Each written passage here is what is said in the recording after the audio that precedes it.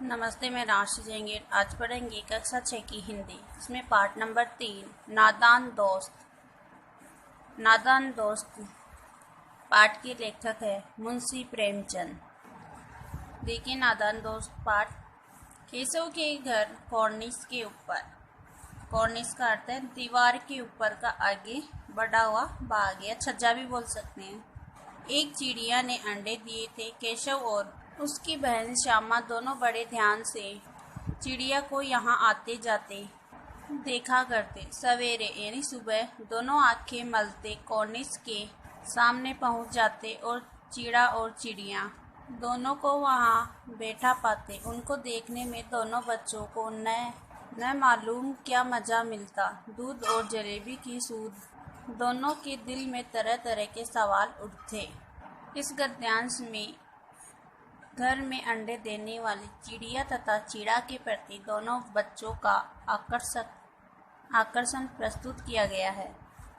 अंडे कितने बड़े होंगे, किस रंग के होंगे, क्या खाते होंगे, उनमें से बच्चे किस तरह निकल आएंगे, बच्चों के पर कैसे निकलेंगे, घोंसला कैसा है, लेकिन इन बातों का जवाब देने वाला कोई नहीं है। न अम्मा को घर के काम धंधों से फुर्सत थी, न बापूजी को पढ़ने लिखने से। दोनों बच्चे आपस ही में सवाल जवाब करके अपने दिल को तसल्ली दे लिया करते थे।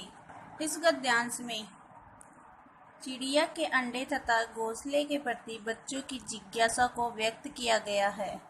श्यामा कहती, क्यों भैया, बच्चे निकलकर फुर से उड़ जाएंगे। केशव विद्वानों जैसे गर्व से कहता, नहीं रे, नहीं री पगली, पहले पर निकलेंगे, बगैर परों के बेचारे कैसे उड़ेंगे। श्यामा, बच्चों को क्या खिलाएगी बेचारी। केशव, इस पेचीदा सवाल का जवाब। पेचीदा का अर्थ है उलझा या कठिन। जवाब कुछ न दे सकता था। इस तरह 3-4 दिन गुजर गए। दोनों बच्चों की जिज्ञासा दिन दिन बढ़ती जाती थी। अंडों को देखने के लिए वे अधीर हो उठते थे। उन्होंने, अधीर का अर्थ है बेचैन, उतावला, अनुमान लगाया कि अब जरूर बच्चे निकल आए होंगे। बच्चों के चारे का सवाल अब उनके सामने आ खड़ा हुआ। चिड़िया बेचारी इतना दाना कहाँ पाएगी कि सारे बच्चों का पेट भरे। गरीब बच्चे भूख के मारे चूं चूं करके मर जाएंगे।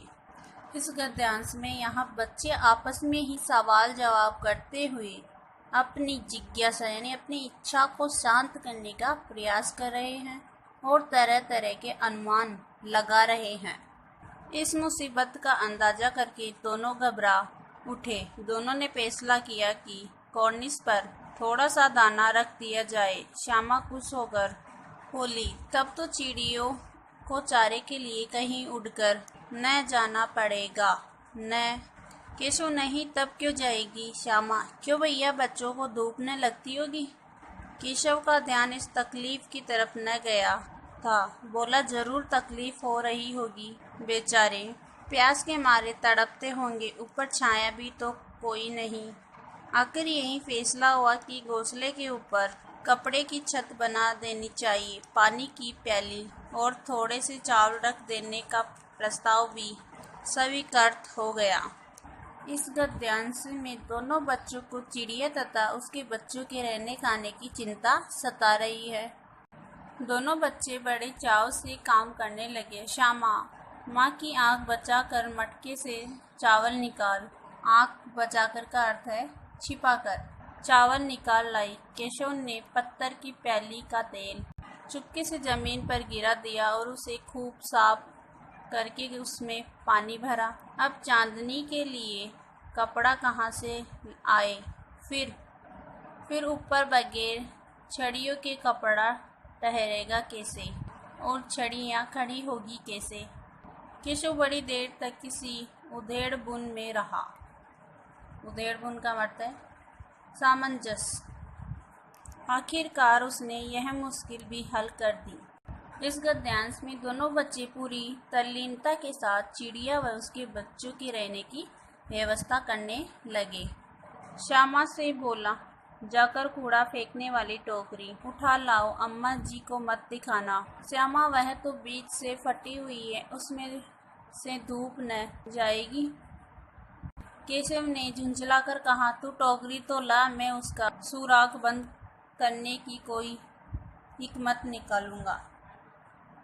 श्यामा दौड़कर टोकरी उठा लाई। केशव ने उसके सुराख में थोड़ा सा कागज ठूस दिया और तब टोकरी को एक टहनी से टिकाकर बोला, देख, ऐसे ही घोंसले पर उसकी आड़ कर दूंगा, तब कैसे धूप जाएगी। श्यामा ने दिल में सोचा, भैया कितने चालाक है। चालाक अर्थात चतुर, होशियार।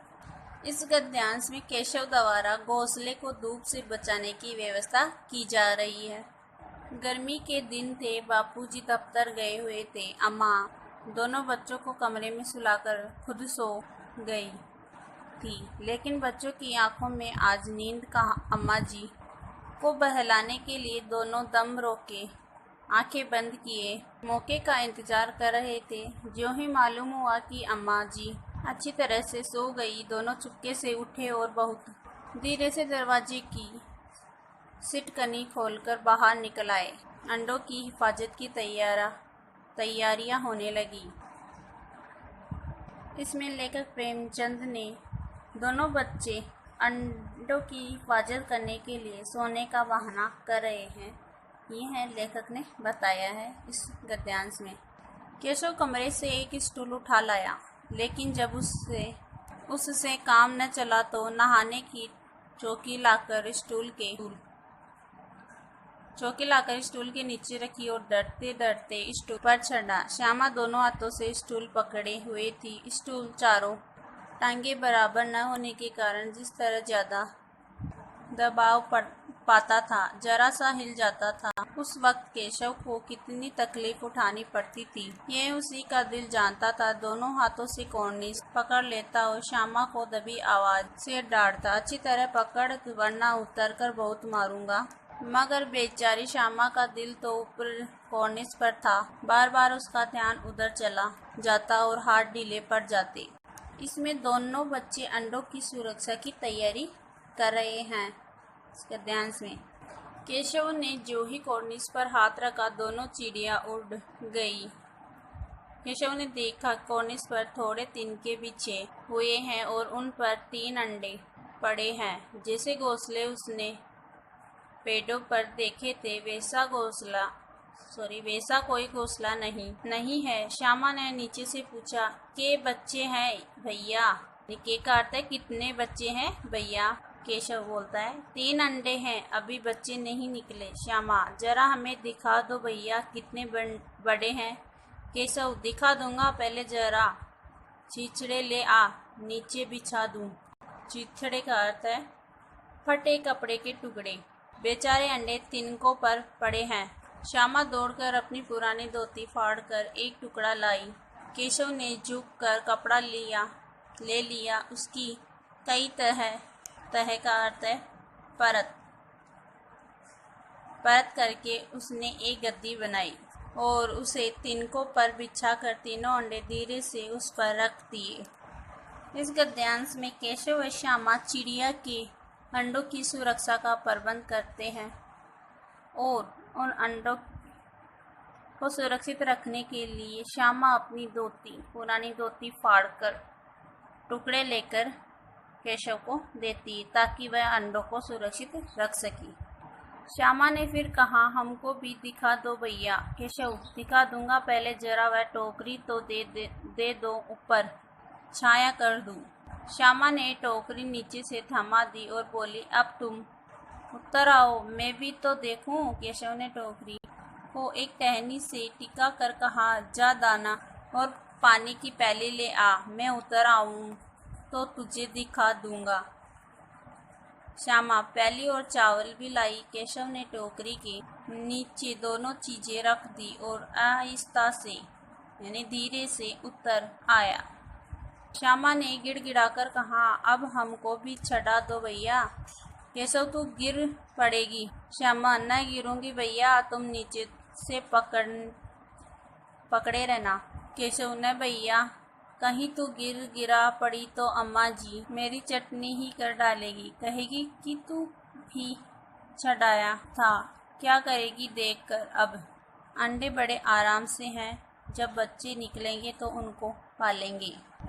यहाँ पर श्यामा अंडे देखने की जिद कर रही है, परंतु केशव उनके लिए छाया व दाना पानी की व्यवस्था करने में लगा हुआ है। इस पार्ट को यही समाप्त करते हैं, क्योंकि वीडियो ज़्यादा लंबा हो जाएगा। तो अगले वीडियो में पढ़ेंगे इस पार्ट के बारे में। धन्यवाद।